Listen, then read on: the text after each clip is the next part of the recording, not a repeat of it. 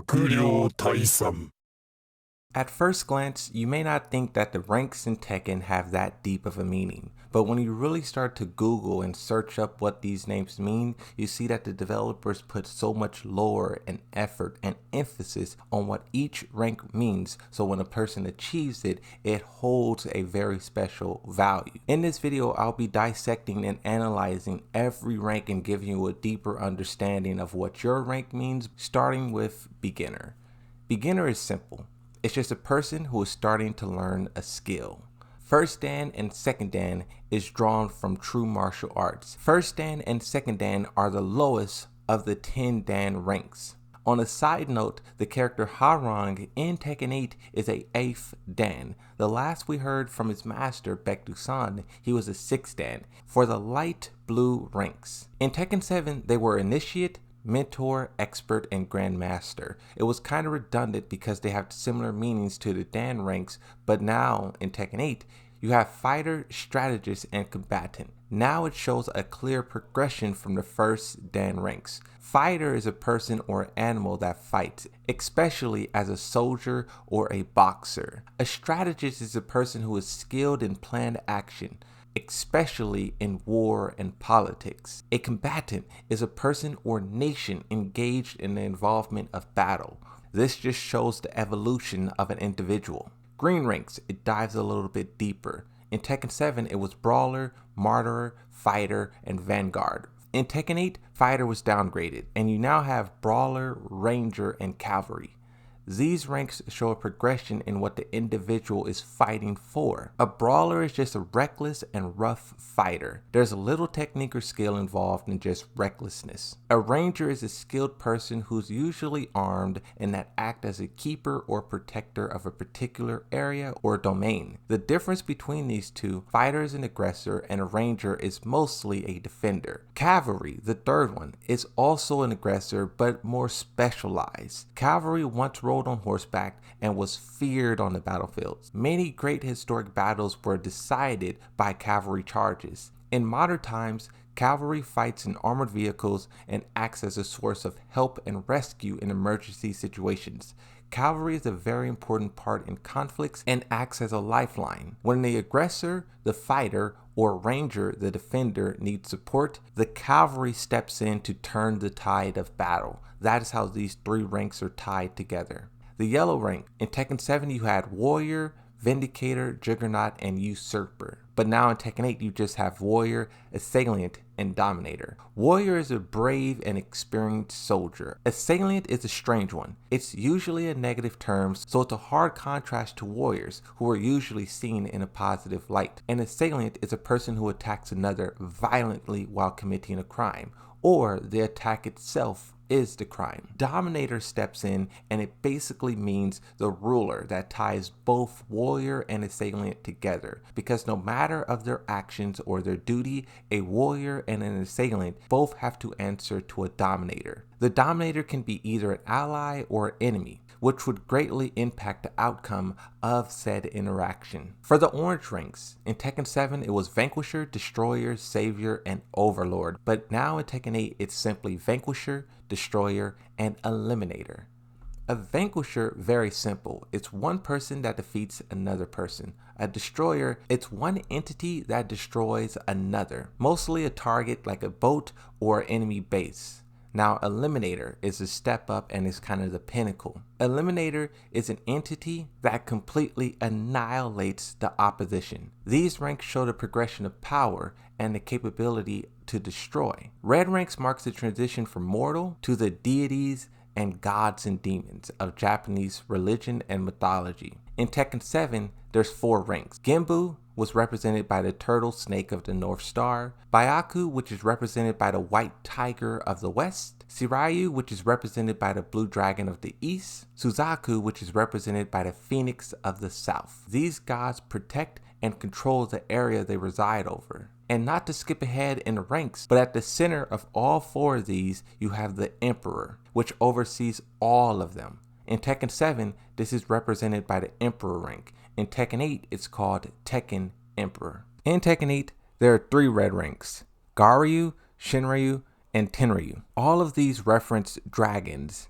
The Gar, the Shin, and the Ten is what kind of dragon, and then Ryu means dragon itself. For Garyu, it means reclining dragon. A dragon is all powerful, but a reclining dragon chooses not to display his power until it's needed, similar to a sleeping dragon. Shinryu means divine dragon, and is said to preside over storms and rain and can bring disastrous droughts, thunderstorms, and general bad weather if it feels neglected or anger. Now Tenryu, it also means divine dragon, but from what I was able to gather, it's much more of an ancient, deadly creature.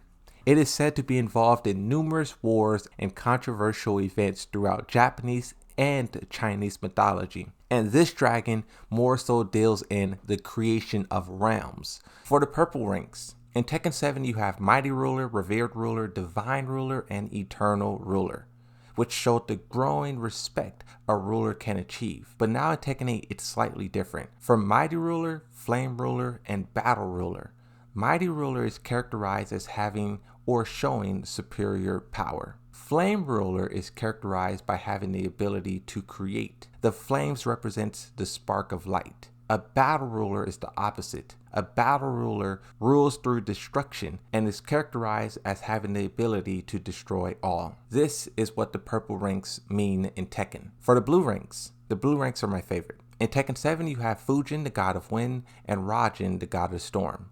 Both make a reappearance in Tekken 8 and they're depicted in Reina's stages. Then you have Yasuka and Ryujin. In Tekken 8, the last two were replaced by Kenshin, which shares the same design as Yasuka, and then you also have Bushin, which is totally new. For the first two, Fujin and Raijin, these have been depicted throughout Tekken, and in the Tekken 8 opening scene, it hints that they may have aided the Mishimas either directly or indirectly, allowing them to rise in power over the many other family clans in Japan that it was competing with at the time. These two gods are very powerful, and I would love to see them directly tackled in the lore of Tekken and not just referenced. For Kenshi is an Oni that are so powerful, so violent that they are considered both demon and god, Kai and Jin. Once again, this ties to the Mishima's rise of power, and it could also be seen as a metaphor for Azazel, the Devil Gene, the Kazama ability, and Jin.